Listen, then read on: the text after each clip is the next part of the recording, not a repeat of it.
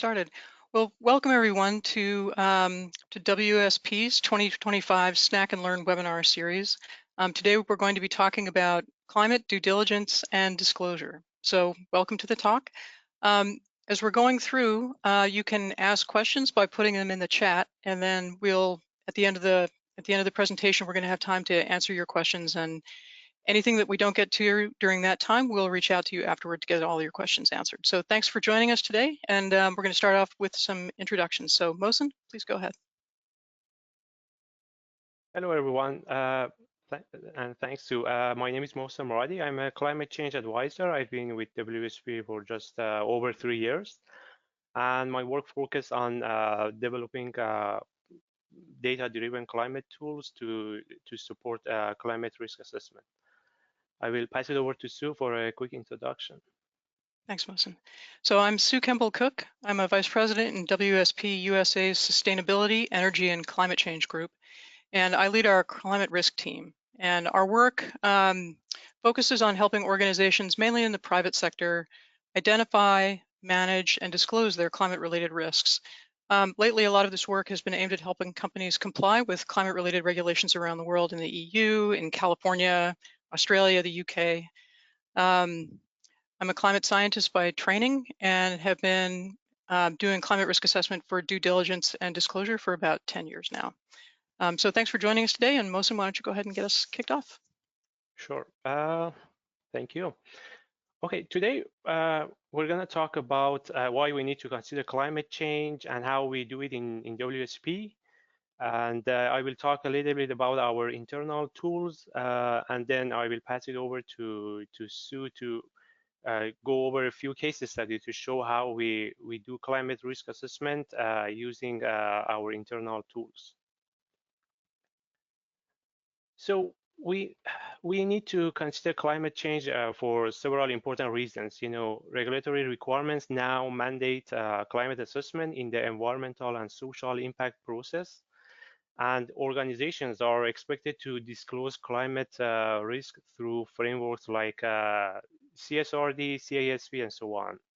Design-wise, climate change affects the intensity and variability of weather events, and which must be factored into infrastructure design and operations.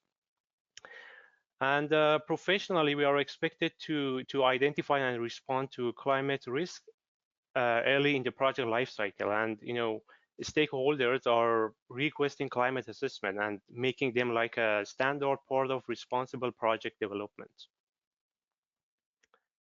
Now I'm going to talk a little bit about how we can incorporate climate change and why it is important. Climate change has the potential to significantly affect how our clients plan, operate, and invest. Projected changes in climate may alter the timing, pattern, and distribution of climate events. And we are also seeing shifts in the intensity and frequency of extreme climate events like heavy rainfall, snowstorms, and heat waves.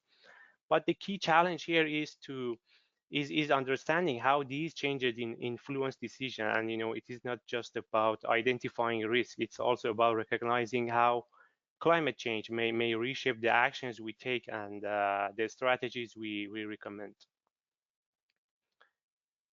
Here we've outlined the two main climate datasets supporting services we provide in WSP. We support climate risk assessment by providing a consistent approach using globally graded datasets and standardized climate indicators. The goal here is to provide a high-level understanding of extreme climate events so that we can prioritize the most critical risk before moving into more detailed studies. These datasets can also be linked to predefined risk threshold and integrated into risk management system, which helps streamline decision making. And to do this kind of assessment and provide this kind of data set, we've developed internal software tools which use climate projections tailored to the project needs. Other than that, we can also provide site-specific climate data set to support detailed modeling, assessment, and design activities. We can also refine a broad range of climate models and scenarios to those that best represent future climate conditions and project-specific risks. Well, throughout this process, we also make sure that the work is aligned with any previous site-specific studies, anything like design document, any baseline report, or observed data. And also, these kind of data sets are developed in collaboration with design and discipline teams to support their design activities. So now I'm going to talk a little bit about our internal tools. WSP has developed internal software tool which combine publicly available and peer-reviewed climate data. This includes regional, national, and global data sets. The tool allows us to quickly extract data from global climate models and generate indicators that show how climate change could impact project sites. Our tools support a range of applications like portfolio risk assessment, feasibility assessment, infrastructure design, due diligence reporting across many sectors like mining, transportation, buildings, and energy. But the thing that really matters, so here is where consistency really matters, because for the asset management and investment projects, it is very important to have a consistent set of climate indicators, because most of these assessments include a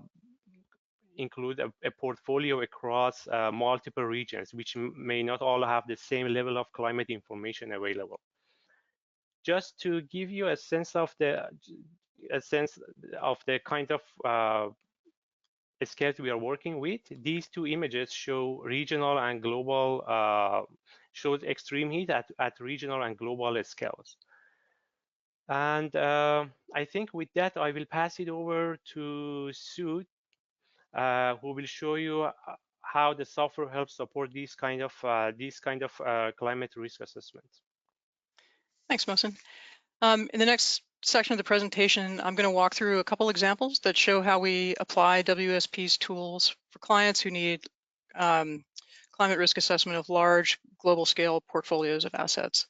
The first example is going to be to show how we help clients do climate risk assessment for disclosures, whether that's for regulatory compliance for CSRD for the California laws, or voluntary disclosure to satisfy demands from stakeholders like lenders, insurers, investors, customers. And then in the second example, we're going to show you how we incorporate climate risk considerations into the standard processes of environmental due diligence. So, okay, so let's start with disclosure.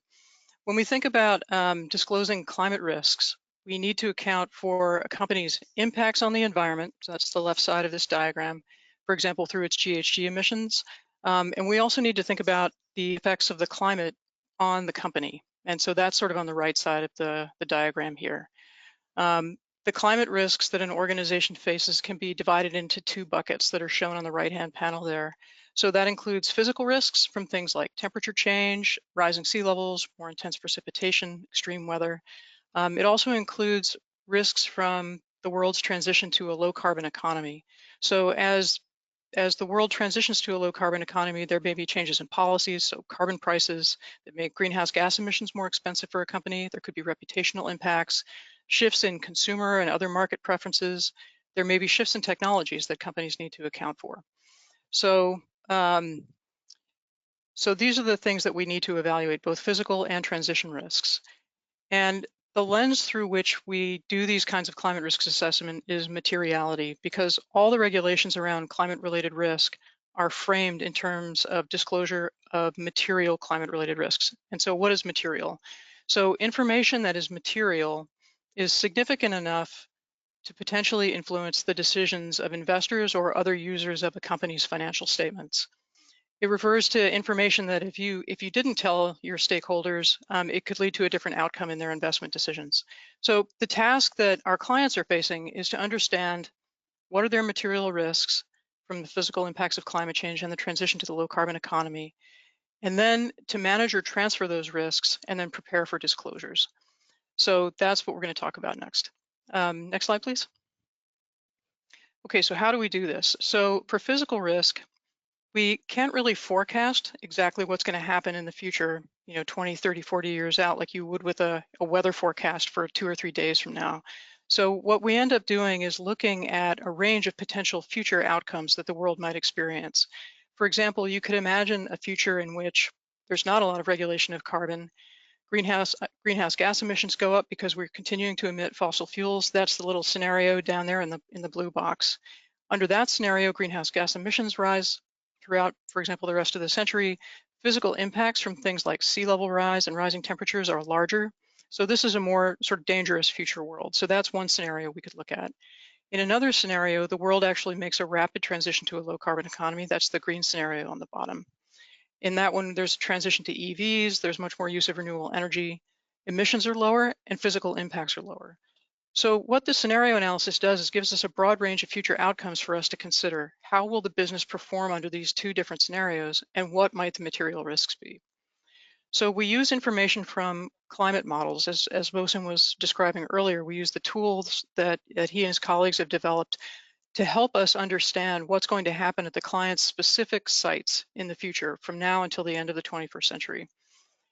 These climate models are essentially, they're similar to weather models, weather forecast models. In many ways, they are computer simulations of the Earth's climate system. And what they allow us to look forward in time under the different scenarios and say, for that specific site, how will temperature change? How will precipitation change? And what kinds of issues might that cause? So if you know that there's going to be lots more heat waves at a site in the future, then you need to think about how will that affect the asset. So then we're looking at impact pathways to see how the change in the environment is going to affect that asset. So if you have a site that's exposed to flooding, might that impede access to the site and cause a business interruption? Might that cause damage? If employees can't get to work or have health impacts, what will that do? And the idea is to trace all that back to the financial impacts of these impacts and understand what impacts that's going to have on the company's financial position and on their financial statements. And that's how you figure out what a material risk is tying that back to the financial impacts. So what these tools for that Mohsen and colleagues have developed is to allow us to get quickly through that climate modeling to future site hazard to understand what the impacts are and the financial and material impacts. Next slide, please. So let's see an example of what this looks like in practice. So this is a portfolio of assets that is global. We've taken a look to understand how heat waves will change over time. So on the left side is the present day, and you can see that there's a scale at the bottom that lets you understand what the current risk at these sites is. So this risk is a combination of both the exposure to heat waves, and the impact on the sites. And you can see that we're looking forward in time under a high emission scenario. So this is one with minimal regulation of carbon and higher impacts. And you can see that as we go from 2025 to 2050, the colors are changing and some of them are moving from, for example, moderate risk, like there's a site in Texas, say, that goes from being yellow to being red. And that's true for a lot of the sites because as we move forward in time, that exposure to heat waves is increasing. So the risk is going up. There are some sites which don't see a change, and that's because, for example, there's a site in Southeast Asia. There are two next to each other. One is green at the beginning, one is yellow at the beginning. By 2050, one is red because the exposure is going up, but the other site stays green because that site has access to renewable energy. And one of the main impact pathways here is heat waves cause power outages, cause business interruption, cause financial impacts. One of those sites has less vulnerability to that hazard, and so the risk is lower. So these are the kinds of issues we're helping clients understand with these tools. Next slide, please, Mohsen. So what we do is we go through a long list of physical hazards that a site might be exposed to. We understand the present day exposures. We understand the historical baseline, so what the site has seen in the past. And then we look out forward in time and try and understand what the risks may be. And then for sites that show risks that are potentially material, so for example, this site that by 2050 has very high exposure for heat wave, for that one, we might sit down with the client after this assessment and really try to quantify that and take it from very high to a dollar value. And that helps with the assessment of materiality because then you have sort of a dollar threshold to put to it. Next slide, please, Mohsen. Okay, so we've sort of gone through what a physical risk assessment looks like. So the other component of a climate risk assessment for disclosure or due diligence often involves looking at, or definitely involves looking at, transition risks and opportunities. And so we go through the same procedure. We begin by looking at different scenarios, one with minimal transition, at least, and another with a rapid transition to a low carbon economy. The modeling is different in this case. Instead of using models of the physical climate system, we use sort of an ensemble of models, um, also peer reviewed. These are called integrated assessment models, and they consider the world's energy system. There are economic models that are involved in this, models of land use, climate models and catastrophe models. So this is a suite of models that is put together by the Network for Greening of the Financial System that we use to sort of look out forward in time for transition risk in the same way that we do for physical risk. And Mohsen, I'm going to ask you to go forward one slide, please. WSP also has a tool for analyzing transition risk. Analogous to the tool that Mohsen was showing about for physical risk, we have a transition analysis tool that we use to look forward in time and understand how things like carbon price, GDP, consumer spending, interest rates, inflation, all of these things may change under the different scenarios to give us a sense about what those transition risks may look like. Mohsen, could you go back up, please? Up 2 slides. Thank you. Perfect. So we understand from the modeling what the company's exposure is to these hazards. What might be the changes in regulation? How might technology change occur and affect the company? How might the company's investors or their customers be changing over time under these different economic scenarios? And even as much or even more so than with physical risk, it's really important for us to have input from the company on how these different effects are going to affect their business.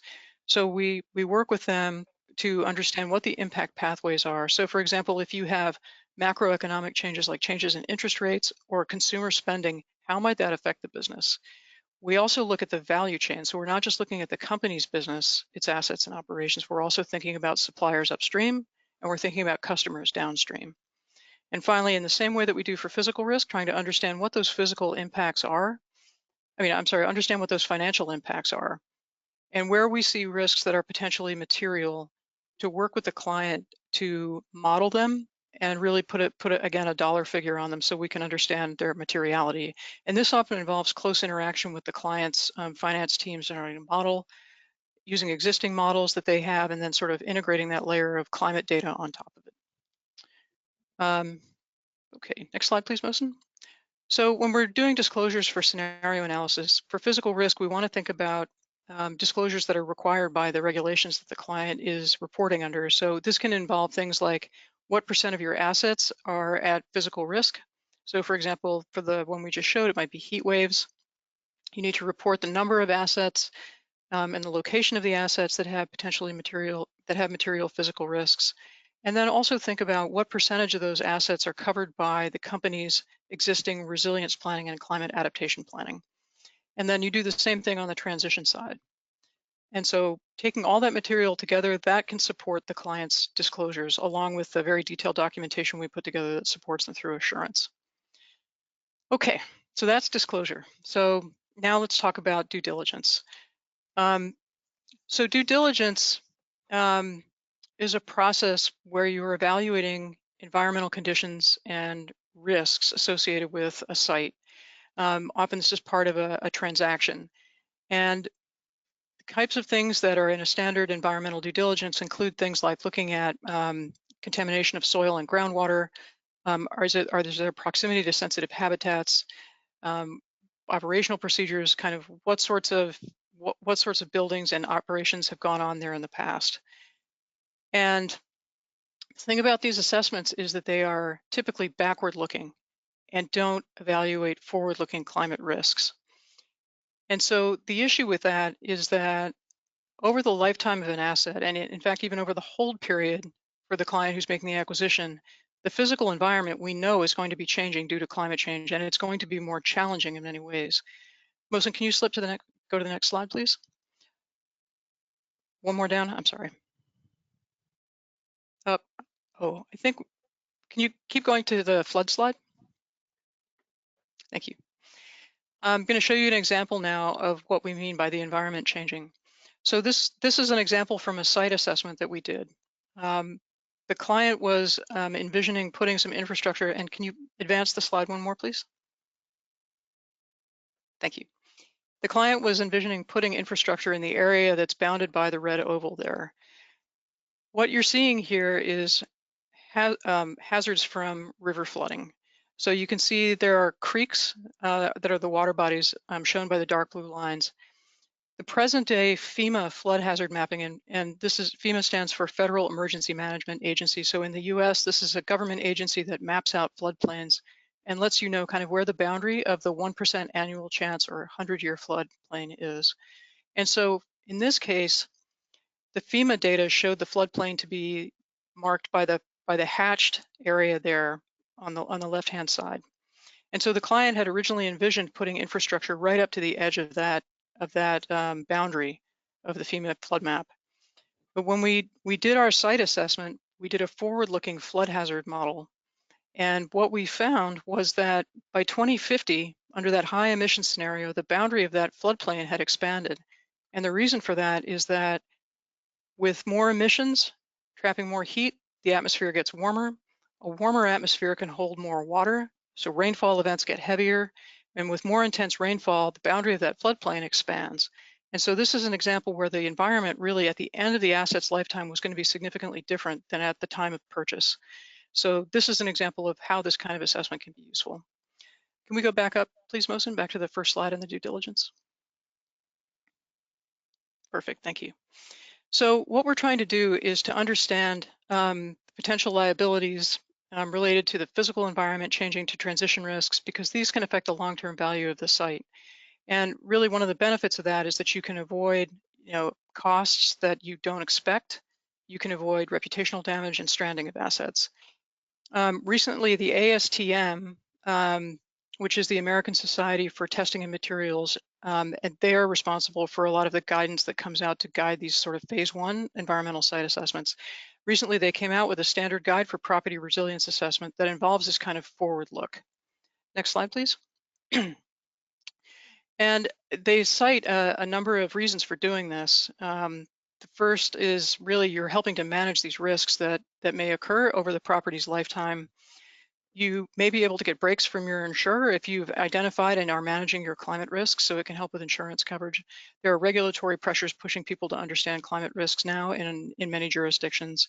And finally, just thinking about preserving and protecting the value of your asset, and then thinking about your stakeholders, so lenders, insurers, credit rating agencies are all looking at climate risk now. So there's a real benefit to show that you're being proactive about managing these risks.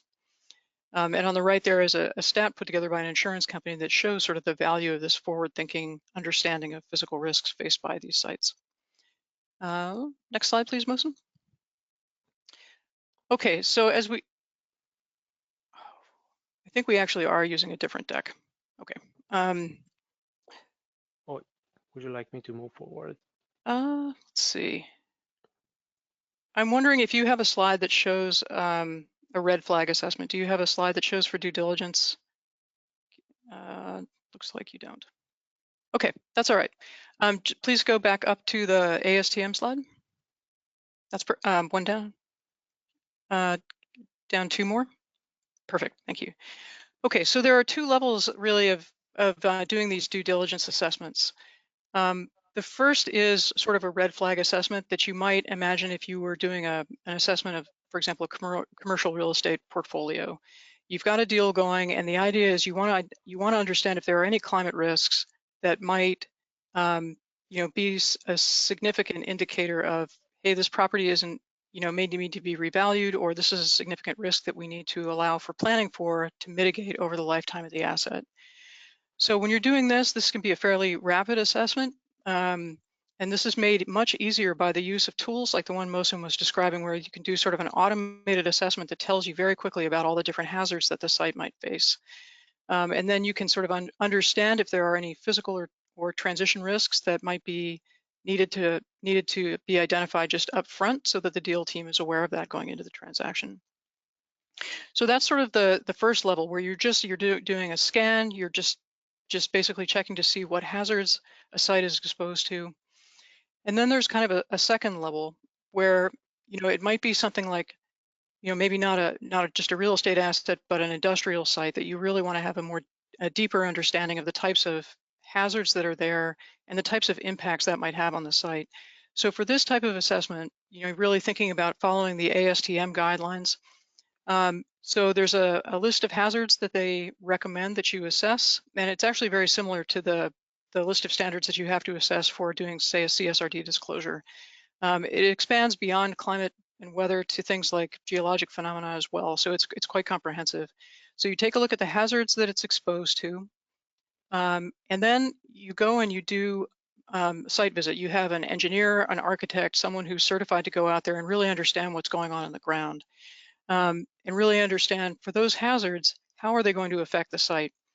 Does the site have issues with contamination? Are there remediation measures that might be affected by a changing climate? For example, if you have a remediation measure that is sensitive to the level of groundwater, how will more intense rainfall events or drought affect that? So really understanding what's going on at the site. And then once you sort of got a handle on that, that sort of leaves the option open for developing tailored adaptation measures that can really help manage those risks and make the site more resilient to the climate changes that are coming. And this is an area where WSP as an engineering firm can really sort of contribute toward making sites more robust in the future. So this sort of end-to-end from climate risk assessment to implementation of adaptation measures that preserve and protect the value of the site is a strength of WSP. Next slide, please, Mohsen. I'm going to try and wrap it up here soon. Keep going. Thanks. Okay, so the key takeaways. Really feel like often these days climate risk assessments can be done as part of a disclosure exercise, but there's a lot of value that can be created beyond simple compliance. An important one is insurance. So as insurance coverage becomes more scarce, more difficult to obtain, and more costly, understanding climate risks and showing a plan for mitigating them can often get you a break on those rates. So there is a real benefit there to actively identifying and managing those risks. Can also help with reputation and cost of capital in terms of lenders, investors, and creditors who are also doing their own climate risk assessments now. So getting out in front of that so that you understand the risks for your site in advance of your engagement with those stakeholders can be very useful. Identifying physical and transition risks can result in energy efficiency improvements, can reduce like the number of operational disruptions you have, increase business continuity, and really make a lot of operational savings that can be quite beneficial. As part of transition assessments, we do sort of assessments that can help identify new revenue streams. So being able to take advantage of products and services in a low carbon economy and getting positioned for that can also be a benefit of these assessments. And as we work with companies on climate risk assessment, we really try to focus on building internal capacity. A lot of companies are doing this for the first time and need a fair amount of support to get these systems in place, but want to be able to take this in-house eventually. So we really focus on making our assessments transparent, on bringing people along and upskilling them as we go, and putting systems in place so that the next time they need to update their climate risk assessment, they have the tools to be able to do a lot of that on their own. And so finally, I hope we've been able to show you that our suite of climate analytics tools for physical risk and also for transition risk can really sort of speed these assessments, bring it into the realm where it's possible for a rapid due diligence as well as the lengthier disclosure process, and to automate it and to leave a process that is transparent and traceable in assurance. So I'd like to thank you for your attention. Thank you for joining us today, and we welcome your questions. We'll try to go to the chat now and see what we need, see if anybody's got any questions for us. And also feel free to just speak up if you like.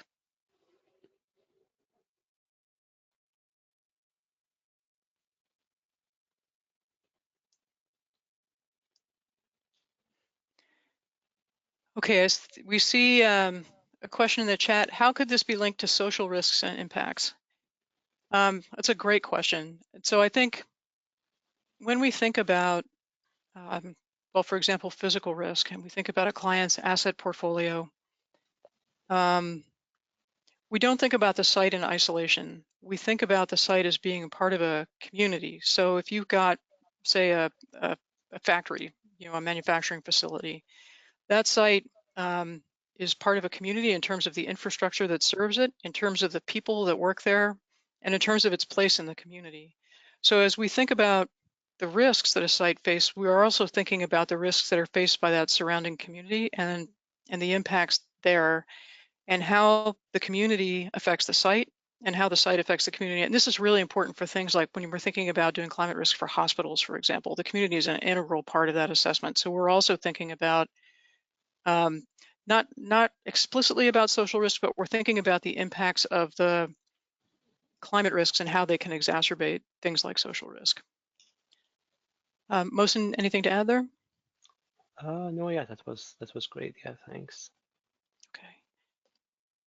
We also see, has there been a project that includes Native American First Nations traditional ecological knowledge? That's a great question. I think, um, to my knowledge, I haven't personally been involved in that, but I know that WSP does quite a lot of work with these communities. And let me get back to you. If you can leave your name, we can track that down and put you in touch with our colleagues who do this work, and we can try to understand if any of those assessments have been done. Finally, how the asset building will impact due to climate change. Absolutely. I mean, that is a main focus of the work that we do. So if you have a building, for example, one of the key aspects in calculating risk is to understand what the actual impacts of those hazards are on a building. So for example, if we look at a building's footprint and we see that by 2050 we see, say, 2 feet of floodwater for the 100-year storm, we need to understand whether that building is affected by that. You could imagine, say, a warehouse, a logistics center, where it's got loading bays that are several feet up, and maybe the office is also on a second floor, and there's nothing really that would cause extensive damage or business interruption if you had 2 feet of flooding. For that kind of facility, there's exposure to the hazard, but there may not be much risk because the vulnerability is very low. Like the facility doesn't really care about 2 feet of flooding. However, if you're looking at an office building and all of the IT systems are in the basement and it hasn't been flood proof, so it doesn't have like backflow preventer valves, there are no sump pumps, and 2 feet of flooding is going to flood the sensitive IT infrastructure, that could have a big impact. So that building would have a much higher vulnerability and a much bigger risk for the same amount of hazard exposure. Okay, and someone else asks, how are you doing with this program with the uncertainty of securing environmental regulations and utility companies thrilled by the deregulation?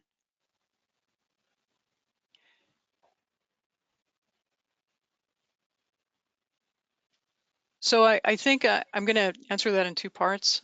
I think the regulatory environment has been very challenging for many of our clients because it's been uncertain. For example, the U.S. Securities and Exchange Commission in 2022 promulgated a climate disclosure rule, and people started getting ready to comply with that.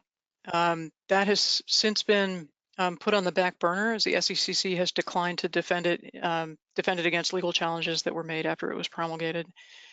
The European Union Corporate Sustainability Reporting Directive went into effect, and then there's been, since the omnibus legislation came through earlier this year, there's been a pulling back on the timeline. Similarly, with California, the regulations are in place, but we're still waiting for implementation guidance. So there's a lot of uncertainty, or there has been a lot of uncertainty sort of in what are going to be the regulations, when are they going to be enforced, how stringent will they be? So that's caused sort of a lot of uncertainty around what to do and when. And so what we've ended up doing is sort of working with clients to think about sort of no regrets measures, like how can they move toward compliance and do things right now that get them ready, so that even if there is some uncertainty there, they're still making progress to be ready to comply when they need to. Um, and I think, that's just part of where we are right now. It's a changing environment.